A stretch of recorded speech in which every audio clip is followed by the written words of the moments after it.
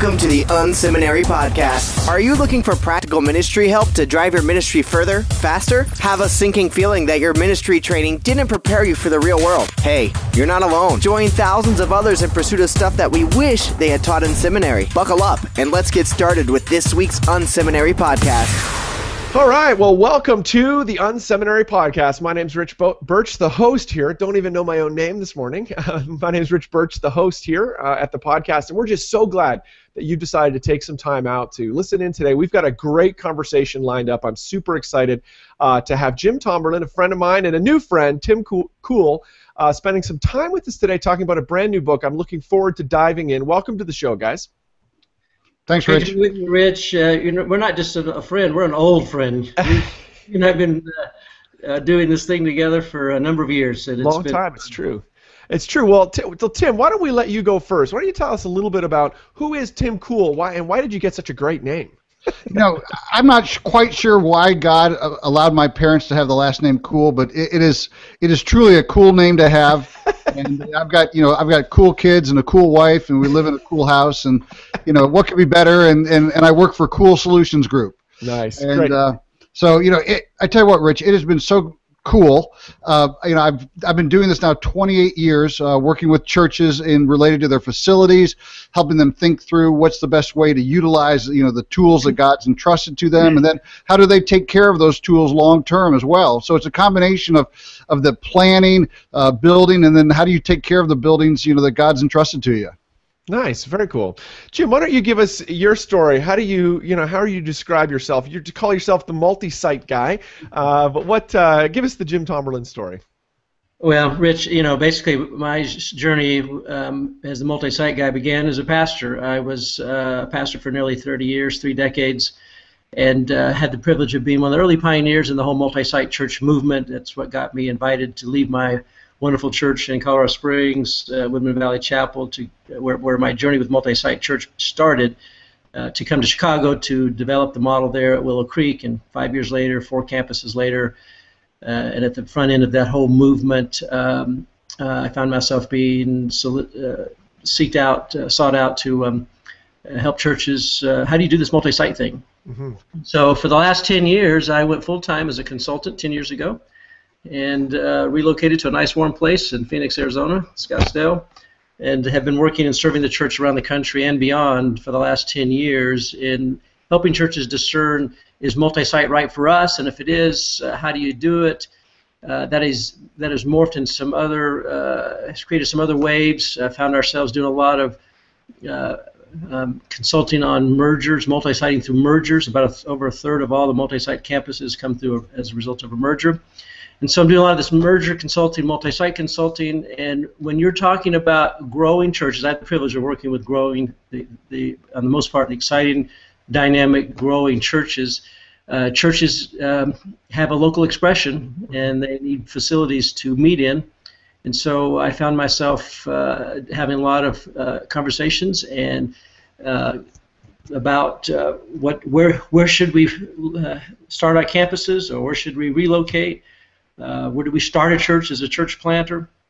And that's a facility issues. And as we've talked about in our book, probably the most expensive decision church leaders will ever make in their ministry is related to buildings and facilities. We know that church buildings don't reach people; people reach people. Mm-hmm. But Jesus said, "Wherever 2 or 3 gather in His name, there He is in the midst," and that's a place. And so there is a real physical place, and so church locality is all about facilities and location, and so we try to answer where's the best place to meet, what's the guidelines on what kind of facilities, etc. Tim, who I've had the privilege of working with over the years as well, is a specialist in so many in that whole arena. So anyway, we found ourselves just having a lot of conversations and thought, why don't we write a book about this and kind of share what we've, or at least compile a book of what we've been writing about and seeing. Very cool. Now, the name of your book is Church Locality, New Rules for Church Buildings in a Multi-Site Church Planting and Giga-Church World. Wow, that's a mouthful. Locality, church, locality. Tell me, what does that word mean? What is this, what's this book all about? Go ahead, jump in, Tim. Yeah, locality is kind of a play on words between location and facility. Mm-hmm. we all have to have a place to worship. I did a real informal survey with Sam Rayner, and I asked he and several other guys, how many churches in America meet in a building? And the best we can tell is 99 and 44 1/100ths of churches meet in a building. Even if you're a home church, you meet in a building. Meet in a building, yep. And if you're an internet church, your servers are in a building. Right. So, knowing that facilities are one of your most expensive decisions, and it's generally at least your second biggest line item in your church budget after your employees and your FTEs, how can churches best think through their location tied to facilities related to them being a tool, not just a building? Right. They're not just a means to an they are in sorts a means to an end, but they can also be a detrimental means to a deterioration if it's not the right locality. If it's not the right location, it just becomes a problem. Right. And so we wanted to be able to provide guidelines. In fact, Jim and I have laughed about this. When Jim first approached me almost a year ago, we were at a retreat together. This started off to be a white paper that turned into an ebook that then turned into a full-fledged book. Right. And because there's just so much information that's not available to whether you're a church planter, a multi-site, or even if you're just a single location church looking to move out of a school for the first time. There's not any good information as to what's our options and how do we know what's the good options and bad options. Absolutely, and I feel like I spend a significant portion of our time, my time specifically, on building stuff. We're multi-site, and we've got building issues all across the board, basically at all our campuses. So this book is of huge interest. Actually, we bought it. It's one of those things we've been reading as a leadership team. So what are some misconceptions about church buildings, Jim? What are some things that might be floating out there that people are like, they're maybe held truths that aren't really true? What are some misconceptions? Well, before I jump into that, I wanted to also say, our book really is a compilation of a number of blog postings and specific focused writings, articles about things related to facilities. But Tim and I were the biggest contributor to the book, but the third largest contributor was you. Yes, exactly. It was Rich Birch. Several of our chapters are from you. Hey, I got my free book out of it, so that's good. So, anyway, and we appreciate that. And so it's great. Happy to help. Some of the misconceptions. What really thing that stimulated my thinking a couple years ago about this, a book that I read that just had a profound impact upon me was Ken Follett's book. Six Pillars. What was that? The Pillars book. Yeah, but that's think of it a minute. Just think but it's a novel all about the writing, the building, a historical novel all about building Pillars of the Earth. That's the name of the book, Pillars of the Earth, about the building of a cathedral in the Middle Ages, and it's a very well-written 1,000-page book, and just all the dynamics and issues that were going on that brought about the building of these great cathedrals in Europe. Right. And they were economic, they were political, they were spiritual, and really we've been the guidelines and the principles that produced those great cathedrals have been really the guidelines that we've been operating churches, building churches on for a millennium. Right. But all that's changed. All that's really changed in the last 20 years. And so that was one of the, I think, there's some new rules about church buildings. Right. But I think some of the myths that we often operated under in the last generation or so, probably one of the biggest ones, if we build it, they will come. Right. And I like to say that, we built these big, huge mega church campuses in the 70s, 80s, 90s in America. Why? Because we could. Right.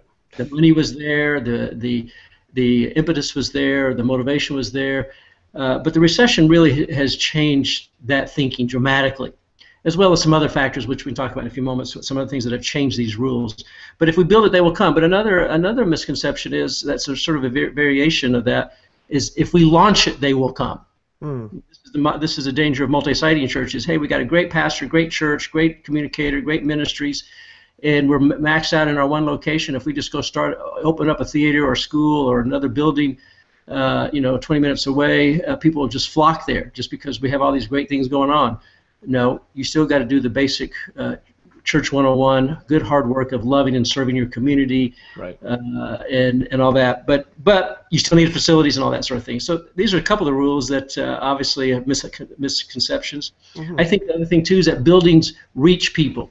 If we just build this fabulous building, more people will come just because more will come because the building will overwhelm them. Maybe in some time in the past, I don't know that was ever true, but that is buildings don't reach people. People reach people. Right. Buildings are tools. They're a means to the end. They're not the end game. And I think one of the unfortunate realities, I think, of Western Christianity is that we have put so much emphasis on. We've defined success in church work as a building. Right. Church building. The goal is to get to a building, right. And the bigger the building, the greater the success. Right. And yet, a big, large building will serve a growing church under a dynamic leader for maybe a decade or two or three. Mm-hmm. While that pastor's there, but often the next round, the next generation, that large building becomes unfortunately an albatross around their neck, something they can't afford, something they can't sustain. That's why we have a lot of downtown urban cathedrals empty, that sort of thing. Mm-hmm. I think in the next decade we're going to see a lot of super mega campuses, mega churches that have overbuilt and will not be able to sustain that. Now, the megachurch movement is not dying. Matter of fact, we're going into a giga-church world, right? Which giga-church is a new definition, a new word to describe churches that have over 10,000 in attendance on a given weekend. A megachurch being over 2,000. And from our latest research, Outreach Magazine has defined or described, surfaced 72 gigachurches in America today. Wow. Over 10,000. Most of those are multi-site churches. Right. But, and that's the reason why they can get that big, because they're not limited to a building now. Mm-hmm. Mm-hmm. Yeah, it's been amazing to watch. I noted recently that it seems like those churches that are at the very top, I'm thinking New Spring, like they don't have a massive, 10,000 seat room somewhere. They have a multiplicity of rooms across. That seems to be, at least from a layman's perspective, that seems to be, the trend. Tim, what are some of the new rules? You're obviously in the trenches, talking to a lot of churches, working with a lot of churches that are building buildings. What are some of those kind of new rules concerning church facilities? What are people building today? Yeah, people, for example, you mentioned New Spring. I attend Elevation Church in Charlotte. Great, yeah. Our biggest campus is 1,100 seats. Right. We run 25,000 people on a weekend, with the largest worship center being 1,100 seats. Right. We do lots of services, but the idea was, why not have campuses that are only 35,000 square feet? So you're investing $5, $6, $7 million per campus if you're owning it and buying it or building it. But that makes a whole lot better sense to be able to run a campus that is, if you're running 4 services and you're pushing 3,500 to 4,000 per location per service. And most of these multi-sites, when you're in that kind of tight quarters, you're getting a higher percentage of seats being covered with butts on Sunday. Right. So the old 80% rule doesn't apply in those kind of settings anymore. You're getting 90, 95, even pushing 99% total coverage of seats to people, and that kind of thing. Well, yeah, Elevation that's a perfect example. I think that I don't want people to miss what you said there. To be Elevation to run 25,000 people on a weekend, and to have the largest room be 1,100 seats, which is not a large room. It's a big room, but that's not a massive room. To build. That's incredible. Yeah. Any other trends? Yeah, the other trends are coming out of the recession. We've seen more and more of the big box church, and that's because there was so much empty retail. Right. And it didn't really matter whether or not I was in Kalamazoo, Michigan, or if I was in Orlando. There was a lot of empty retail. Right. And so that became the natural gravitation point, particularly for planners and multi-site, is, why go buy land? And one of the examples we used in the book was showing how by going into a shopping center, you don't have to do the site work, you don't have to do the parking lot, you don't have to do all of those infrastructural type things that could run 40 to 50% of the cost of a project. Right. The downside of that is people just assume because it's an old retail store that it has enough parking and it's properly sprinkled and has air conditioning. And so they misconceive and this is going back to Jim's misconceptions, they misconceive as to what it really is going to cost them to get in that big box store, right, and they undershoot it. Right. Okay. Very cool. Now, are there, besides the big box trend, Jim, are there other, from your vantage point, you've been through, you worked at Willow, who, they have the big room, and they have multiple smaller locations. Are there other trends that you're seeing as you're, interacting with your clients, across the country? Well, I think just to build on what Tim was saying, the one thing is that we're seeing smaller facilities with multiple venues. And right. When a church, for example, is saying we want to build a 2,000-seat auditorium, I think the ideal size is around 12 to 1,500 seats maximum for most right. churches. But some cities will have higher people density, et cetera. I say, if you don't put the concept of multi-site is don't put all your eggs in one location. And even in that one location, if you're going to have a lot of seats, don't put them all in one room. If you're going to have 1,800 seats, 1,500 seats, maybe you ought to do 1,000 in one room and 500 in another. And then right. that becomes that gives you more options, more flexibility for worship styles, for different language groups or whatever. That gives you a lot more options. So I think there's that one. To your point, the big box. Very few churches, multi-site churches, are buying land and building buildings. Right. Now, we're starting to see maybe a few start to do that after 10, 15 years of being successful in a rented space, and now let's own our space. And that may make more sense. But we're seeing all kinds of usage of all different kinds of facilities. The recession did produce a lot of empty space, and I love the idea of that. We're not, the work of the church is not only about redeeming lives, that's what we're about, but we're actually redeeming space. Yeah, absolutely. Reclaimed space and blighted areas where there are people that need a church. This has been a great boom for local churches to be able to extend themselves into these difficult, challenging, under-resourced areas because they're not on their own. They're part of a larger church that's resourcing them and that sort of thing, getting them beyond survival. But we do, the primary location still 50% of our multi-site campuses start in a school. That's starting to change a little bit because now, as the economy is getting better, schools are less. They were desperate 10 years ago, needing the right. money, but clearly the trends are smaller facilities. Right. We don't need to build 3,000, 5,000 seat auditoriums. That day is over, in my opinion. Yeah, let me kind of jump in on one of the things that Jim talked about, the multi-venue on the same campus. Jim and I were both consulting a church in Virginia Beach that said they needed another 200 to 300 seats in their worship center, but they also need about a 200-seat youth facility. Well, tell you what, instead of building a bigger box that's going to sit empty 5 to 6 days a week, why don't you build a 300-seat youth facility that's oversized for youth, but it becomes your second venue on campus because the youth don't meet on Sunday morning. Absolutely. And so that's one of the trends I think that Jim and I are both seeing more of is, you need a larger space for worship, but you're not going to build a bigger room. Right. Another trend along that same line, and it's related, all these things are so related, Rich. Increasingly newer churches for sure, and a lot of the older churches are moving this direction. They're moving the youth ministry off of Sunday morning. Right. At least the high school age group. And many in the middle school because they're for two reasons. One is that we feel like we've done a disservice to the young generation by segregating them from the rest of the church. And so when they graduate from high school, they tend to they don't come back to church because their church doesn't exist anymore. Right. But and so there's a move clearly to let's worship together, serve together as families, at least from junior high up. And then they have their own youth group or whatever on Wednesday night, Sunday night, or another night of the week. And so that student room becomes a video venue on a Sunday morning, which gives them more seats and without any more additional cost.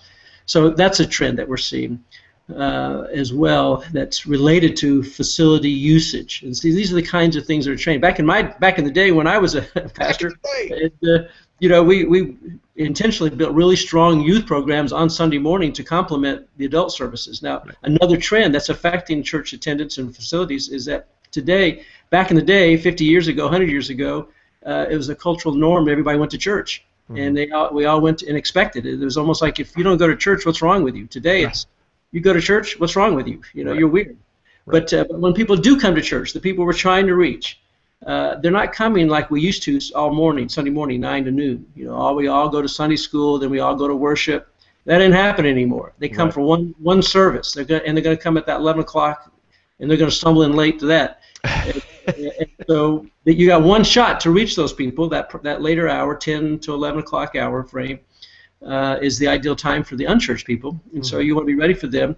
But if we're segregating the youth, and if the youth have their own service, then we're not being together. So there's that trend there of acknowledging we have our attendance, our crowd, our target is not coming to spend all Sunday morning, and they're not going to come at 9 o'clock or Saturday night, but you can get your core members to go there to create space at 11. Very cool. Yeah, Kara Powell from Fuller wrote an incredible book called Sticky Faith that if you haven't looked into that, it explores this exact issue around young people particularly, and how do we pass the message on to the next generation. They did this great study where, to summarize it, and I'm going to butcher it, but to summarize it, they looked at young people that were still connected to their church after college or after those that age bracket, and they found the thing that got them connected wasn't great, incredible, segregated student ministry. It actually was intergenerational relationships, and so her work really does challenge some of the norms, or at least some of the practices, that have been core that are obviously, that's undergirding even what we're seeing on the facility side. Well, Rich, talking about the next generation, the latest research about the millennials, the young adults now that are coming into the church, they're much more inclined to smaller venue facilities, which is very conducive to a multi-site model. Yep. They're not drawn to or attracted to big mega facilities, and so this is very concerning if you're the possessor of a huge massive building. Yep. The next generation is not only not drawn to them, they're turned off by it. Right. And, now, they're not turned off by big churches that do things well, but they do it in smaller venues. It's more about high tech, but also high touch. Right. High community and high social engagement. And churches that are doing that, and this is one of the things that we're seeing in the list of the fastest growing churches, the largest growing churches every year that Outreach Magazine produces. There are three characteristics that are common among all those, or tend to be common among those churches. Three things that they all are doing. They are getting their people into small groups. That's that community, that relational aspect of church. They're externally focused, and they're serving their communities in high-profile ways. They're doing good in the community and bringing value to the community. And then thirdly, they're multi-siting. They're getting absolutely. Multiple smaller locations. They're smaller. Right. Cool. Well, anything else you'd like to add, Tim, before we wrap up? This has been a fantastic conversation today. I'm so glad that you've decided to spend some time with us. Anything you'd like to add before we wrap up? Yeah, tied to that connectivity that Jim just mentioned, one of the big facility trends that we're seeing is the larger lobby connecting spaces. When I started doing this in the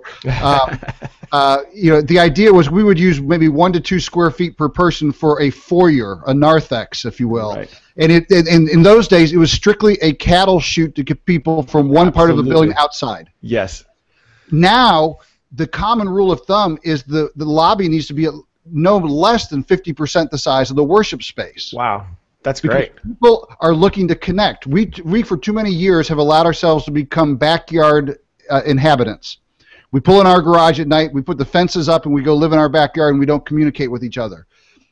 The millennials particularly are looking for connection to each other, and I think even people in Jim and I's age group, and you're obviously not there yet, Rich, but eventually you will be. Yes. We're looking for connectivity because we've lost it over the years. Right. And so being able to have spaces, and I'm not just talking a big open foyer. I'm talking about, comfy couch areas and cafe areas and little private nooks. Conversation pits. Exactly. People are looking to connect with each other before, after, during the week. More and more churches are saying, hey, we want to open up our lobby space for those small groups, but they don't want to meet in a classroom. They want to meet in a conversation pit. Yeah, absolutely. Very cool. Well, this has been a great conversation today. I'm super excited about this conversation. I'm glad you guys you've come in and given us lots to think about. We're going to link to your book in the show notes, so you can drop by Unseminary and find that. Jim, if people want to get in touch. Oh, look at that. You got a picture of it right there. You got the actual book. Nice. Church locality. That's great. So we'll link to that. Jim, if people want to get in touch with you, learn more about what you do from a multi-site point of view, how can they do that? Well, you can go to my website, multisitesolutions.com. That's multisitesolutions.com, all one word, and that would be the best way to connect with me, and love to hear from you. Great. And Tim, if people want to get in touch with you, how can they do that? Yeah, they can either go to coolsolutionsgroup.com or email me at tim@coolsolutionsgroup.com. Nice. I really appreciate you being on the show today. Thanks so much, guys. Thanks, Rich. Thanks, Tim, Rich. Thank you for tuning in to this week's Unseminary podcast. Don't be shy. We'd love to connect. Check out Unseminary Inbox. You can sign up at unseminary.com, and we'll send you helpful training resources every week. Plus, you'll gain immediate access to our exclusive members area with tons of resources you can use. Connect with Rich on Twitter at Rich Birch or through email, rich@unseminary.com. Don't forget to check out the show notes for this episode at unseminary.com. It includes links to what we talked about today and more. Leave a comment. We'd love to hear from you. Did you enjoy today's episode? Drop by iTunes and leave a review. Thanks again for tuning in to this week's Unseminary podcast. Join us next week when we'll learn more stuff we wish they taught in seminary.